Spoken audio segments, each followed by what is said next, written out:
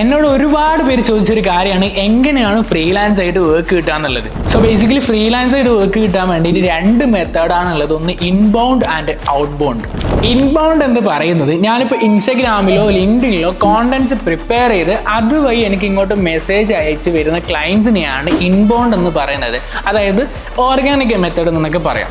Out bound എന്ന് പറയുന്നത് actively ക്ലയൻസിന് നമ്മൾ അങ്ങോട്ടേക്ക് അപ്രോച്ച് ചെയ്തിട്ട് നമുക്ക് വർക്ക് കിട്ടുന്നതിനെയാണ് ഔട്ട് ബൗണ്ട് എന്ന് പറയുന്നത്. അതായത് ഇമെയിൽ മാർക്കറ്റിംഗ് അല്ലെങ്കിൽ ഫ്രീലാൻസിങ് പ്ലാറ്റ്ഫോംസ് ആയ freelancer.com, then അപ്വർക്ക്, ഫിവർ എന്നുള്ള പ്ലാറ്റ്ഫോംസ് ഒക്കെ യൂസ് ചെയ്തിട്ട് നമുക്ക് ക്ലയൻസിനെ അങ്ങോട്ട് അപ്രോച്ച് ചെയ്തിട്ട് ഇങ്ങോട്ടൊക്കെ വർക്ക് കിട്ടുന്ന ഒരു മെത്തേഡാണ് ഔട്ട് ബൗണ്ട് എന്ന് പറയുന്നത്. പക്ഷേ ഈ വർക്കൊക്കെ കിട്ടണമെന്നുണ്ടെങ്കിൽ നിങ്ങൾ എപ്പോഴും നിങ്ങളുടെ ലേണിംഗ് കർവ് എപ്പോഴും മുകളിലായിരിക്കണം.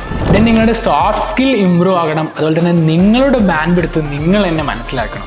അതുപോലെ തന്നെ നിങ്ങൾ ഫ്രീലാൻസിങ് ചെയ്യാൻ ഉദ്ദേശിക്കുന്ന ഇൻഡസ്ട്രി ഗ്രോയിങ് ആണോ എന്ന് ചെക്ക് ചെയ്തതിനു ശേഷം മാത്രം നിങ്ങൾ ഫ്രീലാൻസിങ്ങിലോട്ട് ഇറങ്ങുക.